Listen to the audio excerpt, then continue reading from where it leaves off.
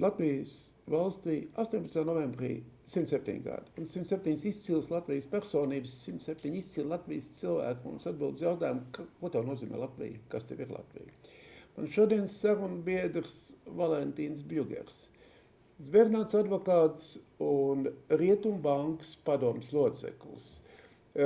Viņam uzdosim jautājumus ne tikai par to, ko nozīmē Zvērnāta advokāta darbs, bet arī par to, ko nozīmē būt par vadītāju lielākajam Latvijas uzņēmumam pēc nacionālā kapitāla skatījuma. Valentīna, izstāsti, ko tev nozīmē Latvija? Latvija ir mana dzimtene.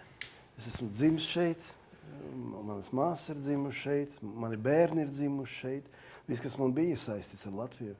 Es atceros, kad mēs bijām ar mani partneri, kas tagad jau mazāk strādā ar Baibu Plaudu, aizbraukuši mācīties uz Ameriku. Mēs bijām 15 cilvēki no toreizējas Padomju Savienības. Un 70% no tiem paliek tur pat Amerikā tālāk mācīties un paliek tur strādāt. Mums tāda dilema nebija. Mums bija skaidri gaiši saprotams, ka mēs atgriežamies atpakaļ. Un 90. gadā mēs atbraucam atpakaļ un nodibinājām pirmo privāto Latvijas advokātu biroju, kam ir šogad 35 gadi. Kopš tā laika mēs strādājam un veiksmīgi un esam šeit uz vietas. Tā kā tas jautājums ir pats par sevi saprotams un atbildi skaidra. Jā, tev tēvs bija izcils Latvijas profesors, infektologs, akadēmiķis, Latvijas zinātnes guru. Un tavs dēls ir izcils Latvijas hokejists, kurš spēlē NHL, met regulāri vārtus.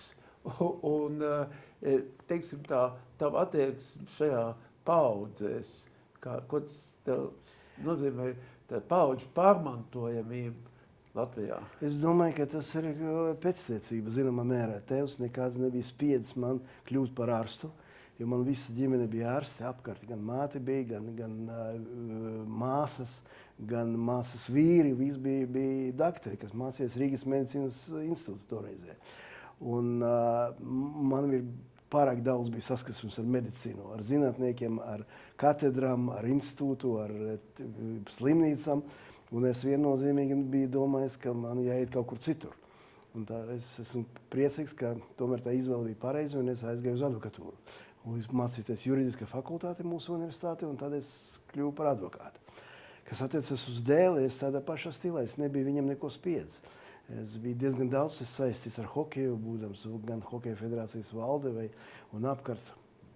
Un es saprotu, ko nozīmē cerības par to, ka bērni kļūt par kaut kādām slavenībām.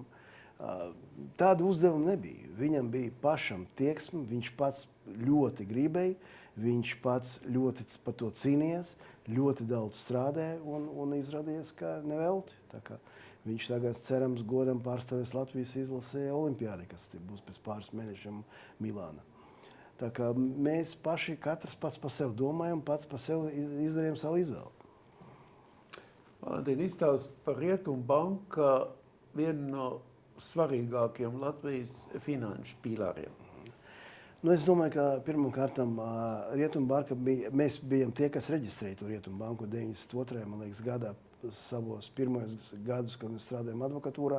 Tā bija viena no pirmajām privātbankām Latvijā, un šodien viņi, es domāju, ir atšķirīgi no citām par to, ka tas ir tiešām Latvijas kapitāls, pārsvarā. Uz 75% ir Latvijas kapitāls. Tāda viņi ir bijis visu laiku, un tāda viņi ir šeit. Un bez tam, kā bankas, protams, bankas mērķis, bankas kā uzņēmēja sabiedrības iestādē ir mērķis pelnīt naudu, viņi, izņemot naudas pelnīšanas, ļoti daudz veltīja Latvijai. Mēs atbalstam ļoti daudz projektus Latvijā, sākot ar medicīnu, ar bērnu slimnīcu, Stradiņu slimnīcu, beidzot ar kultūru. Mēs tagad daudz atbalstam Dailes teātri, mēs atbalstam dziedātājus, operas dziedātājus, mēs atbalstam sportu. Tā skaitā basketbolu, hokeju un citus. Tā kā tas ir, es domāju, tādas priekšrocības, kas mums ir šajā ziņā, mēs tieši veltījam Latvijai. Un tam ir, es domāju, liela nozīme, jo, kā jūs ziniet pats šodien, gan medicīnai, gan sportam, gan izglītībai, gan kultūrai naudas līdzekļu pietrūka. Valsts nespēja visu to nodrošināt, un līdz ar to tādiem privātiem investoriem, ziedotājiem, atbalstītājiem ir liela nozīme. Un es domāju, ka Rietumbanka šajā ziņā ir viena no tādiem svarīgākiem instrumentiem visā šajā jomā. Un tomēr, kāda ir Latvijas finanšu vide, ja tu no bankas pozīcijas skaties? Jebkurā gadījumā mēs kaut kā gan pēc izsniegto kredītu, gan citiem atpaliekam no abiem kaimiņiem. Kāpēc mums tā iet? Tas ir ļoti grūti izskaidrojams, jo es domāju, ka dotajā brīdī, un tagad pat Latvijas bankas prezidents uzstājas par to, ka vajag attīstīt kreditēšanu un vajag stimulēt to kreditēšanu. Bet es domāju, ka tas ir atkarīgs no tā, ka nav projektu. Es domāju, ka ekonomiska vide ir jābūt krietni labākai pie mums. Tā ir skaita nodokļiem sakārtotākiem, skaidrākiem, caurredzamākiem, paredzamiem uzņēmējiem. Es domāju, ka jāatbalsta ir kaut kādas investīcijas no ārzemēm. Mums ir daži lieli projekti, kas saistīti ar ārzemju investīcijām.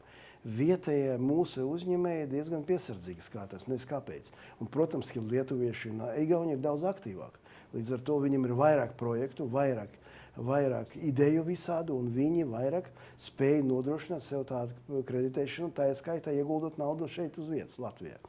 Bet mūsu vietējiem uzņēmējiem ir, es domāju, raksturīgi šodien tāda piesardzība, zinām, mērā. Un tāda varbūt lēnāk domāšana kaut kāda. Un līdz ar to tas viss ir redzams arī atspoguļojas cipros. Jo viss te finanši ir tikai cipari vien. Tā kā te ir liela rezerve mums.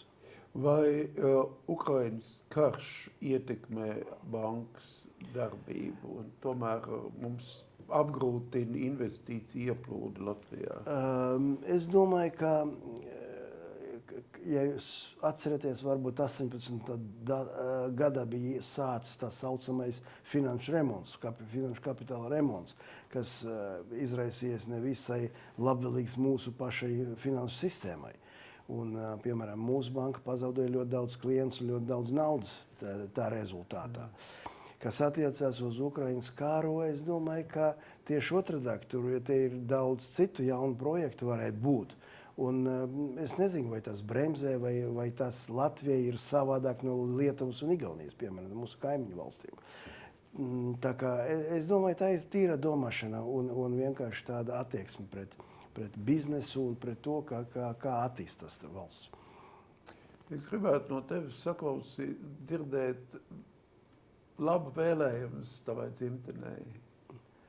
Es gribu novēlēt manai dzimtenei augstā veida attīstību ekonomikā, mieru, drošību un plānu. Un varbūt tomēr medaļas olimpiādē hokejā.